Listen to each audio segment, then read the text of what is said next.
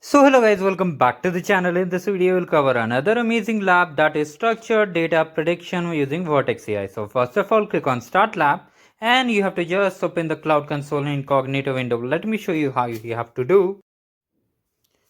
Now here, sometimes what happens, you need to enter the username and password, and sometimes it gets auto signed in. So no need to worry about it.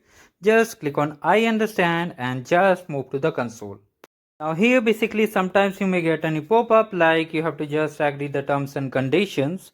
So you have to just click on I agree and just click on agree and continue. Okay. So the next step is that you have to just activate the Vertex AI.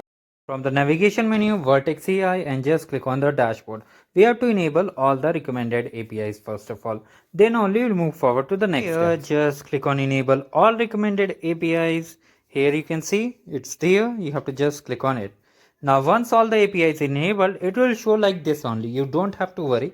You have to just open the workbench. You can see on the left side we have notebook section and there is a workbench. You have to click on it and just create a new Jupyter lab. We have to create a new Jupyter lab. I will show you how you have to create. Any API enabled section shows here, just click on it. Now basically make sure you are in the instance section. From the lab instruction, first of all copy the lab name, basically the workbench name, sorry. And the region and zone should be as per the lab instruction. You can see it's US Central 1 in my case, it might be different for you. So from here just update the name and region you have to update as per the lab instruction. Now here it's US Central 1C. So always select the zone and region always as per the lab instruction. Now you have cross verified and just click on create. Now once it is created, it will take some time, basically 4 to 5 minutes. You need to wait for it.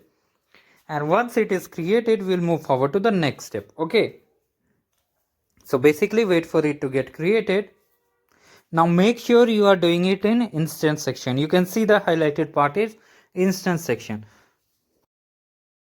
You may get any kind of error. In such cases, you have to just select this checkbox on the left and on the top it will show reset notebook. You have to just reset and try again.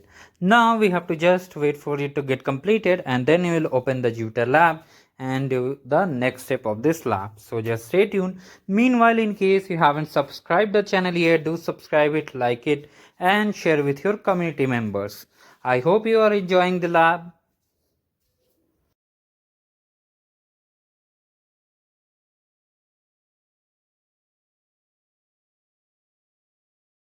Now as you can see, it's opened now. Basically the Jupyter lab is now ready. Here how you have to reset in case of error. Now open the Jupyter lab. It will take few seconds, so wait for it. And if you get any kind of error like Jupyter lab is not responding, come back again and the workbench section and open the Jupyter lab again like we did previously.